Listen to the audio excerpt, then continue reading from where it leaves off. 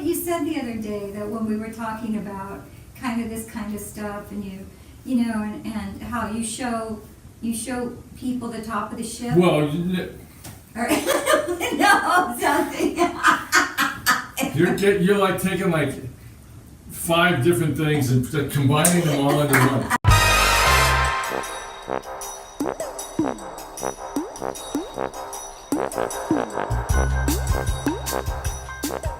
No, what I was saying is that it's like, it's like an iceberg, and you've just seen the tip of the iceberg. That's not to say that the tip isn't.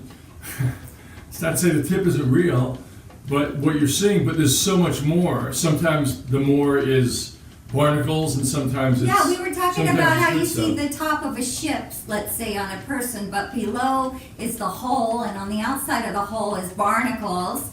And we were saying how, people have barnacles, We all have barnacles. And whether you want to call them barnacles or just faults or whatever you want to call them, we all have things that, one, we don't want to share, things that we don't like about ourselves, so we certainly don't want to share it with other people. But we also have things that probably aren't that appealing to other people, that we really aren't that aware of, or don't really have the recognition that they're necessarily that negative, or we perhaps don't really even think about them at all. People are always putting their best foot forward in the beginning of a relationship, and I think all that is actually by design, in the best sense of the word.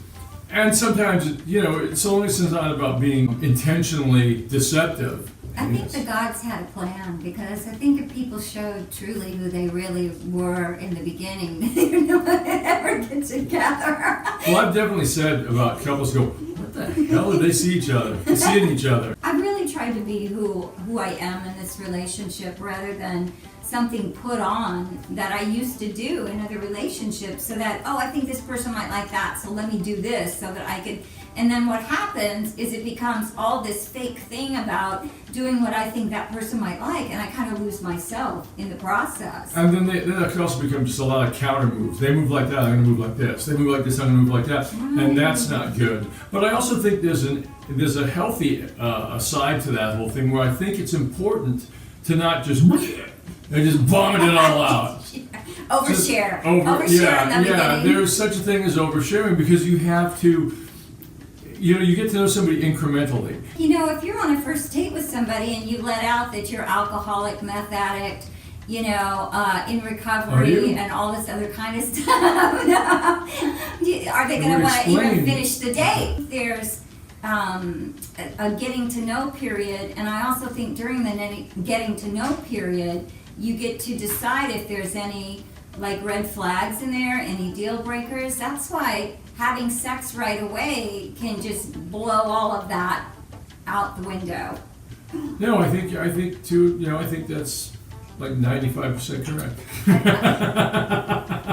It's episodic. It's like watching TV in the olden days, when you had to go through a whole season to get to the end. Not like now, where Netflix released the whole season. You can binge watch. You can't binge watch a relationship. No. I mean, I would argue that it takes a good 1.5 to 2 years before you really start to feel comfortable enough with someone to really show who you are. See, that's not good for me. It's not good for anybody, I don't think, but it's the way it is. When I meet somebody, I've already got this fantasy going about them. I really try to not do that with you. Mm-hmm. I really practice not doing that. Well, I was working as a clown, so I had all this stuff on anyway. So. No, but I tried to stay really real in my head and not put all this potential and other crazy stuff on you that I've done in past relationships, and that's my bad, rather than just taking the person for who they are. But if they don't show you who they are in the beginning, or at least smidgens of it here and there, and I saw that with you. I saw smidgens. Trust me, Sweetie, you're still only seeing smidgens. If you saw the whole thing, see, I think sometimes it would be too overwhelming.